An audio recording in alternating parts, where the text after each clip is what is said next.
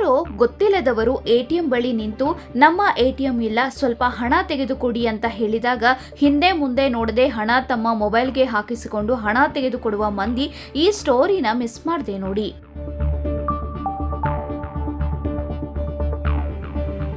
ನಿಮಗೆ ಗೊತ್ತಿಲ್ಲದೆ ನೀವು ಮೋಸದ ಜಾಲದಲ್ಲಿ ಸಿಲುಕುತ್ತಿದ್ದೀರಿ. ಹೌದು, ಬೇರೆಯವರ ಬಳಿ ಹಣ ಹಾಕಿಸಿಕೊಂಡು ಹಣ ತೆಗೆದುಕೊಳ್ಳುವುದರಿಂದ ನಿಮಗೆ ತಿಳಿಯದೆಯೇ ನೀವು ಯಾವ ರೀತಿ ಕಷ್ಟಕ್ಕೆ ಸಿಲುಕಬೇಕಾಗುತ್ತದೆ ಎನ್ನುವ ಇಂಚಿತ್ತು ಮಾಹಿತಿ ತಿಳಿಸಿಕೊಡ್ತಾರೆ ಮೈಸೂರು ಸೈಬರ್ ಕ್ರೈಮ್ನ ಎಸಿಪಿ ಸ್ನೇಹರಾಜ್ ಅವರು. ನೀವು ನಮ್ಮ ಹತ್ರ ಬರ್ತೀರಾ ಅವಾಗ ಸೈಬರ್ ಸ್ಟೇಷನ್ಗೆ, ಮೇಡಮ್ ಯಾಕೋ ಹೋಲ್ಡ್ ಆಗ್ಬಿಟ್ಟಿದ್ದೀರಂತೆ ನನ್ನ ಅಕೌಂಟ್ಗೆ ನೋಡಿ ಅಂತ. ಅವಾಗ ಚೆಕ್ ಮಾಡಿದ್ರೆ ಏನಿರುತ್ತೆ, ಎಲ್ಲೋ ರಾಜಸ್ಥಾನಲ್ಲಿ ಯಾರೋ ಒಬ್ಬನಿಗೆ ಯಾರೋ ಮೋಸ ಮಾಡಿರ್ತಾನೆ. ರಾಜಸ್ಥಾನ ಅಂತಾನೆ ಅಲ್ಲ, ಎನಿ ಸ್ಟೇಟ್, ಅಲ್ಲೊಬ್ಬ ಯಾರಿಗೋ ಮೋಸ ಮಾಡಿರ್ತಾನೆ, ಅಲ್ಲೊಂದು FIR ಆಗಿದೆ ರಾಜಸ್ಥಾನಲ್ಲಿ. ಅಲ್ಲಿಂದ ಆ ಹಣ ಪರ್ಕಲೇಟ್ ಆಗಿ ಇಲ್ಲಿ ಯಾವ್ದೋ ಒಬ್ಬನ ಅಕೌಂಟ್ಗೆ ಬಂದಿದೆ. ಅವನು ದುಡ್ಡು ಡ್ರಾ ಮಾಡಕ್ ಆಗ್ತಾ ಇಲ್ಲ, ಮಾಡಕ್ ಆಗಲ್ಲ, ಯಾಕೆಂದ್ರೆ ಅವ್ನು ಫ್ರಾಡು. ಅವ್ನು ಮಾಡಿದ್ರೆ ಸಿಗಾಕೊಳ್ತಾನೆ. ಅದಕ್ಕೆ ಅವನೇನ್ ಮಾಡ್ತಾನೆ, ನಿಮ್ಮ ಅಕೌಂಟ್ಗೆ ಹಾಕಿ ಕ್ಯಾಶ್ ಮಾಡ್ಕೊಂಡ ಅದನ್ನ. ಈಗ ಆ ಕೇಸಲ್ಲಿ ಫ್ರಾಡ್ ಯಾರು? ಹಣ ಡ್ರಾ ಮಾಡಿದವರು ಯಾರು? ಎಟಿಎಂ ಫುಟೇಜ್ ತಗೊಂಡ್ರೆ ಸಿಗಾಕೊಳ್ಳೋದು ಯಾರು?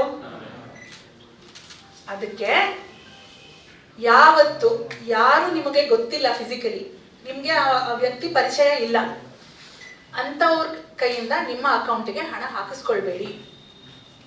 ನಿಮ್ಮ ಕೊಲೀಗು, ನಿಮ್ಮ ಅಕ್ಕ ತಂಗಿ, ತಾಯಿ ತಂದೆ, ಯಾರೋ ಫ್ರೆಂಡು, ಹಳೆ ಫ್ರೆಂಡ್ಸ್ ಇರ್ತಾರೆ, ಅವ್ರಗಳಿಗೋಸ್ಕರ ನೀವು ಹಣ ಹಾಕಿಸ್ಕೊಳ್ಳೋದು ತಕ್ಕೊಡೋದು ಮಾಡಿದ್ರೆ ಓಕೆ.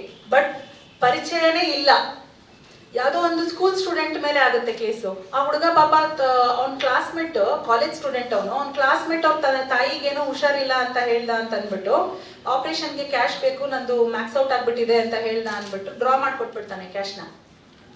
ಅವನ ಮೇಲೆ ಕೇಸ್ ಆಗ್ಬಿಟ್ಟಿದೆ. ಈಗ ನೀವು ಈ ಅಕೌಂಟ್ ಏನಿದೆ ನಿಮ್ದು ಫ್ರೀಸ್ ಆಗಿರುತ್ತಲ್ಲ, ಈ ಅಕೌಂಟ್ ನ ನೀವು ಡಿಫ್ರೀಸ್ ಮಾಡಿಸ್ಕೋಬೇಕಂದ್ರೆ ನೀವು ರಾಜಸ್ಥಾನ್ಗೆ ಹೋಗ್ಬೇಕು. ರಾಜಸ್ಥಾನ್ ಪೊಲೀಸ್ ಹತ್ರನೇ ಹೋಗಿ ನಾನು ಇನ್ನಸೆಂಟ್ ಇದ್ದೀನಿ, ನಾನು ಯಾವುದೇ ತಪ್ಪು ಮಾಡಿಲ್ಲ ಅಂತ ನೀವು ಹೋಗಿ ಹೇಳ್ಕೋಬೇಕಾಗುತ್ತೆ. ಅವಾಗ ಅವ್ರು ಏನ್ ಕೇಳ್ತಾರೆ, ರಾಜಸ್ಥಾನ್ ಪೊಲೀಸು ಯಾರು ಹಾಕಿದ್ರು ನಿಮ್ಮ ಅಕೌಂಟಿಗೆ ಇಷ್ಟು ಹಣ ಅಂತ ಕೇಳ್ತಾರೆ. ರಾತ್ರಿ ಇಷ್ಟೊತ್ತಲ್ಲಿ ಡ್ರಾ ಮಾಡಂತ ಅನಿವಾರ್ಯತೆ ನಿನಗೆ ಯಾಕಿತ್ತು? ಯಾರು ಹಾಕಿದ್ರು ನಿನ್ನ ಅಕೌಂಟ್ಗೆ ಹಣನ ಅಂತ ಕೇಳ್ತಾರೆ.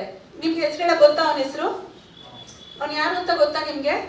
ಅವಾಗ ಇನ್ನ ಡೌಟ್ ಬರುತ್ತೆ ನಿಮ್ಮ ಮೇಲೇನೆ, ಯಾರು ಸುಳ್ಳು ಹೇಳ್ತಿದ್ದಾನೆ ಇವನು ಪಕ್ಕ ಅಂತ ನಿಮ್ಮ ಮೇಲೆ ಡೌಟ್ ಬರುತ್ತೆ.